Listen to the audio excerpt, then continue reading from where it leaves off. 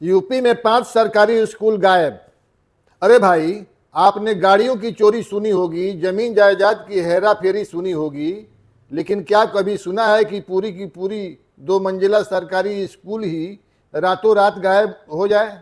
जी हाँ, उत्तर प्रदेश के जौनपुर में एक नहीं, 2 नहीं, पूरे के पूरे 5 सरकारी स्कूल कागजों में तो चल रहे हैं, लेकिन जमीन पर उनका वजूद ही मिट चुका है। और तो और, जो इस घोटाले का सच उजागर कर रहा है, सरकार उसी पर एफआईआर ठोक रही है। नमस्कार, मैं हूं दिग्विजय राय और आज बात होगी यूपी में शिक्षा व्यवस्था की इस सबसे बड़े जनाजे की। दोस्तों, उत्तर प्रदेश की राजनीति में आपने दावों और वादों की बड़ी बड़ी बातें सुनी होंगी। सबका साथ, सबका विकास का ढिढोरा तो रोज पीटता है, लेकिन जमीनी हकीकत क्या है?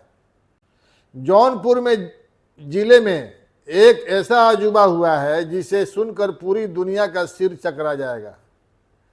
यहाँ स्कूल की ईंटें नहीं चुराई गई, नल या पंखे नहीं चुराए गए, पूरा का पूरा स्कूल ही चोरी हो गया।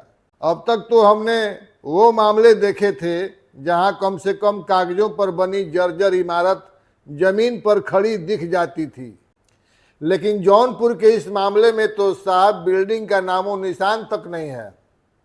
कहाँ गए वो स्कूल? क्या जमीन निगल गई या फिर अधिकारियों और ठेकेदारों की भूख इतनी बढ़ गई कि वे बच्चों के स्कूल को ही डकार गए?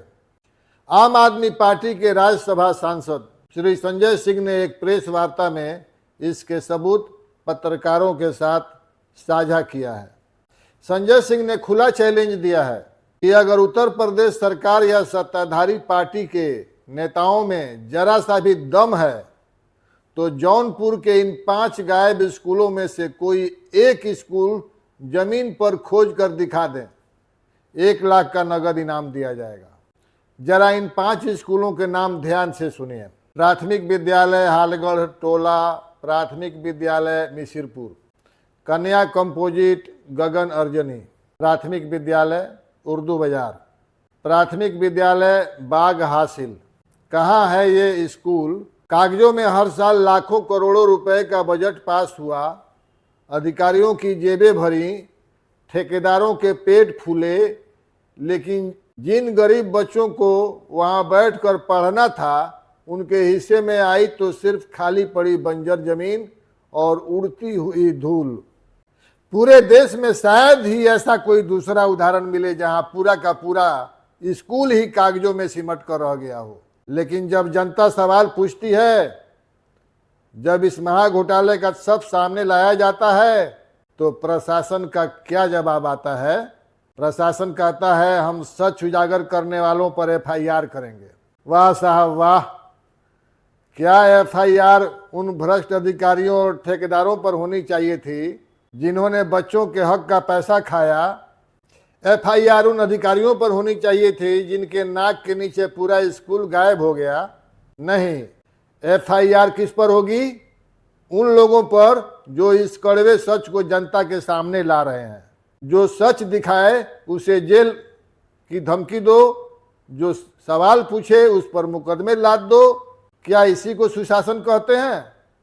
लेकिन सुन लीजिए, धमकियों और एफआईआर के डर से यह आवाज दबने वाली नहीं है। अब इस मामले में चुप बैठने का सवाल ही पैदा नहीं होता है। 3 जिलों में इस महा घोटाले के खिलाफ खुद एफआईआर दर्ज कराने के लिए लिखित प्रार्थना पत्र दिए जा रहे हैं, और अगर पुलिस ने दबाव में आकर एफआईआर दर्ज करने में आनाकानी की तो मामला यहीं खत्म नहीं होगा। धारा 156(3) के तहत सीधा अदालत का दरवाजा खटखटाया जाएगा।